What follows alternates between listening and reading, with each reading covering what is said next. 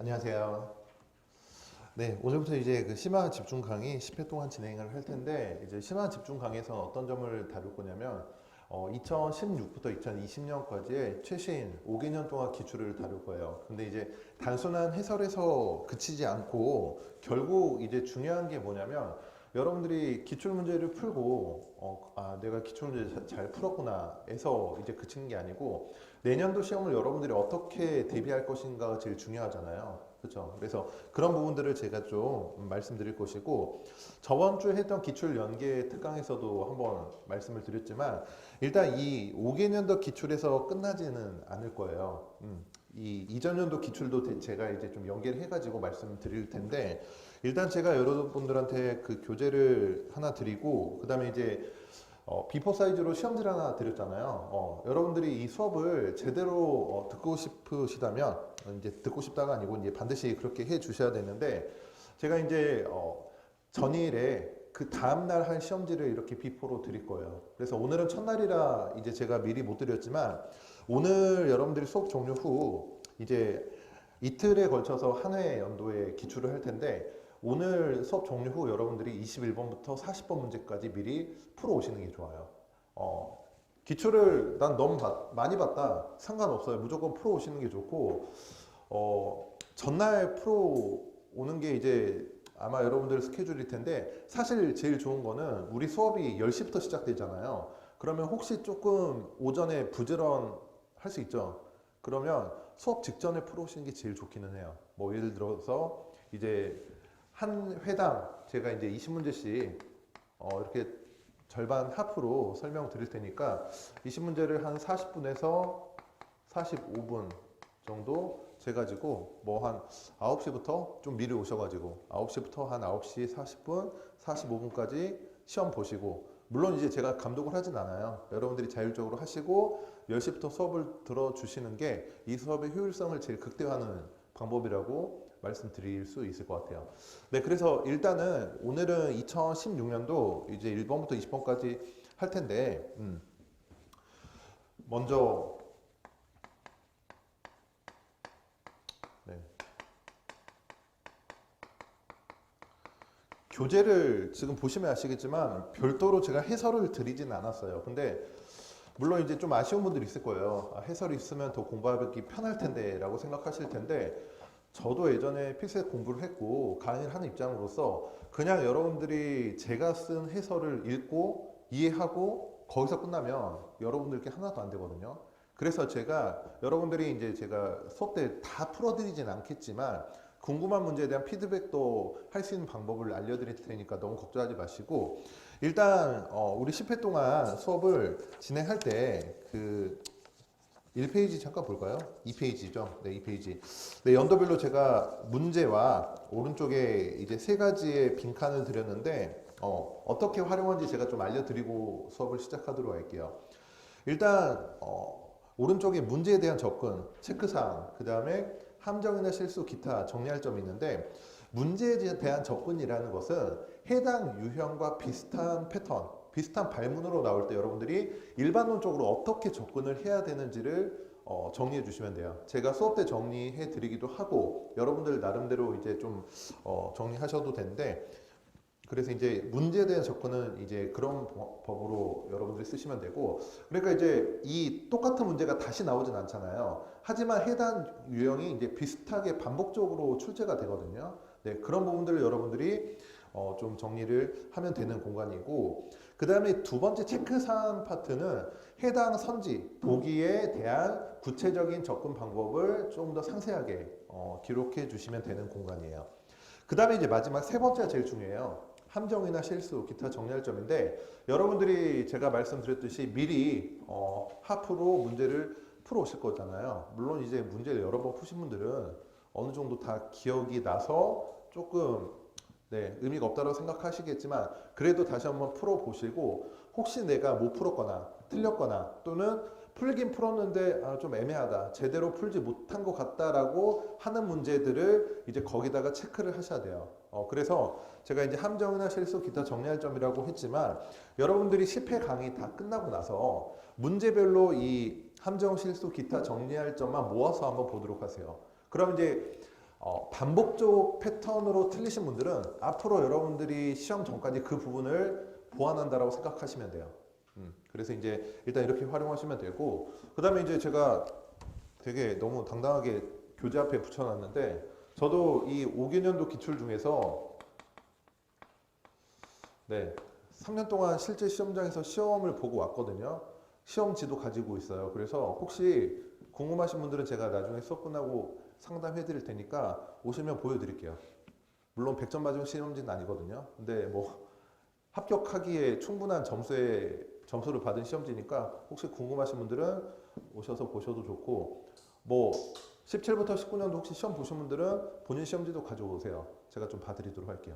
물론 이제 올해는 제가 시험을 안 봐서 뭐 정확한 코멘트를 달아드리기 힘들지만, 그래도 올해 시험지도 있으신 분들은 가지고 오시면 제가 연도별로 체크해가지고 보여드리도록 할게요. 네, 그래서 이제 간단하게 이제 좀 설명을 해드렸는데, 그다음에 이제 들어가기 전에 한 가지 더 말씀드리고 싶은 게 뭐냐면, 기출도 연도별로 좀 쉬웠던 해가 있고 조금 어려웠던 해가 있죠. 그래서 사실은 이제 우리가 결국엔 여기가 포커스잖아요. 얘를 어떻게 잘 대비할 것인가? 근데 어떻게 나올지 몰라요. 아직 문제 만들러 이제 출제위원들이나 검수위원들이 들어가지도 않았고, 그러니까 쉽게 예측을 못 하는데, 지금 우리 5개년도 기출에 한해서만 보시면 난이도를 말씀드릴 때 2016년이 최고점이라고 보시면 되고 2017년이 최저점이라고 보시면 돼요. 난이도만 가지고 따지면. 실제로 16년도에는 제가 시험 보러 가지 않았지만 시험지 상담을 했을 때 굉장히 많은 학생들이 최소 5문제, 많이 못 푸신 분들은 한 10문제까지 못 풀었거든요. 근데 그래도 합격한 사람은 나왔잖아요. 반면 2017년도에 제가 상담했을 때는 진짜 좀 속된 말로 신림동 길거리 가다가 그냥 발이 치는 사람들이 90점 이상이었어요. 그 정도로 문제 난이도도 쉬웠고 고득점자도 많았거든요. 근데 뭐 한 80점 넘은 친구들도 이 해에는 떨어진 친구들이 또 있었어요. 네. 그래서 이제 난이도가 이제 이렇게 들쭉날쭉한데, 그래도 우리가 내년 시험 문제 난이도를 정확히 예측은 못해도 어느 정도 시뮬레이션 하고 들어가야 되잖아요. 문제가 어렵게 출제됐을 때, 쉽게 출제되었을 때, 그런 것도 제가 설명드리면서 좀 말씀을 드리도록 할게요. 여러분들이 한 문제 한 문제 잘 푸는 거 물론 중요해요. 근데 시험이라는 거는 90분이라는 시간을 가지고 여러분들이 40문제를 어떻게 잘 시간 배분해가지고 푸는 게 결국에는 궁극적인 목적이잖아요. 거기서 이제 점수 극대화를 하는 게 목적이니까 시간 관리 같은 것도 어떻게 하면 좋을지 난이도에 맞춰서 설명드려 보도록 할게요. 네, 오늘 첫 번째로 해야 될 2016년 난이도가 말씀드렸듯이 조금 높은 해라 조금 까다로웠을 텐데, 네, 일단 오늘은 여러분들이 문제를 풀어 오시진 않았지만 제가 시간상 별도로 문제 풀 시간을 드리기는 힘들 것 같고, 일단은 이 문제들을 어떻게 접근해야 되는지에 대해서 조금 설명드리고 정리해 드리도록 할게요. 네, 난이도가 쉽고 여러분들이 충분히 풀 수 있는 문제들은 넘어가고, 조금 중요하거나 여러분들이 체크해야 될 문제 위주로 설명드릴 텐데, 일단 이 페이지의 1번부터 한번 볼까요? 이 페이지 1번인데 사실 별거 아닌 문제예요. 별거 아닌 문제인데, 여러분들이 이제 저도 시험 보러 가면 그렇잖아요. 모르죠, 여러분들이. 네, 저도 시험 보러 가면 그런데 처음에 1번부터 5번이라고 네, 번호를 붙이기 좀 그렇지만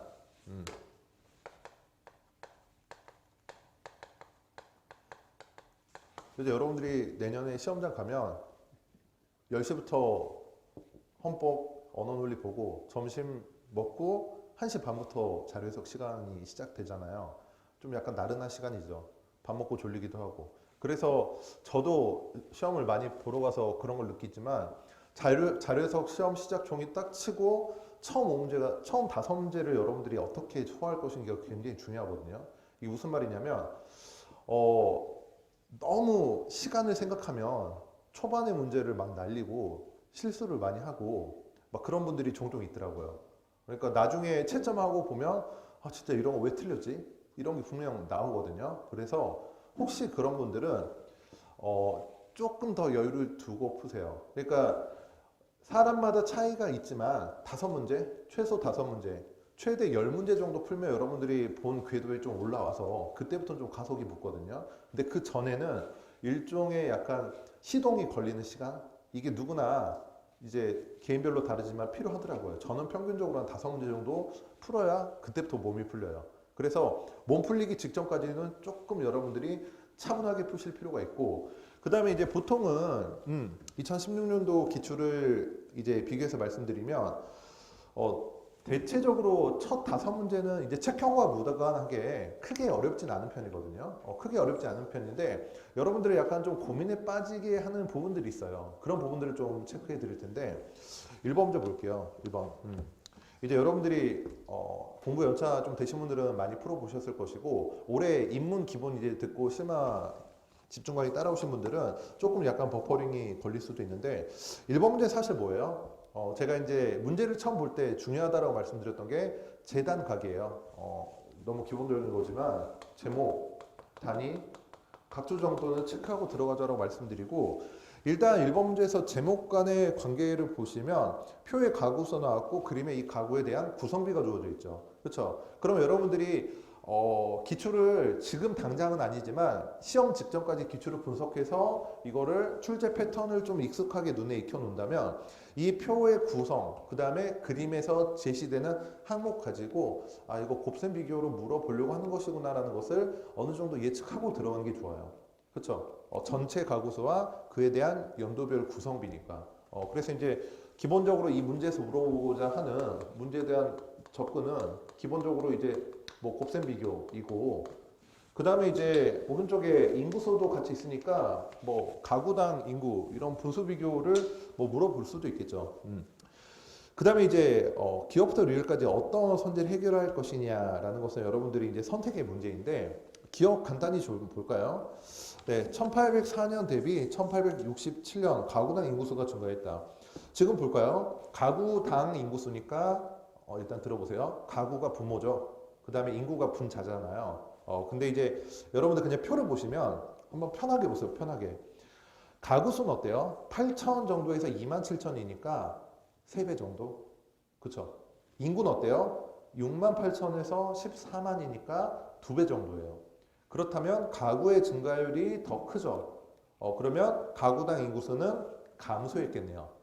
이게 결론이고 여러분들이 누구나 할 수 있는 건데, 문제는 뭐냐면 실제로 제가 16년도에 시험지 상담할 때 그런 친구들을 몇 봤는데 기억이 틀렸잖아요. 여러분들이 일단 기본적으로 하지 않아야 될 실수는 OX 실수인데, 지금 보시면 옳은 것을 고르라고 했는데 기억이 분명 틀렸거든요. 선지를 보세요. 기억이 3개나 들어가 있으니까 선지 개수 때문에 살짝 흔들릴 수 있어요.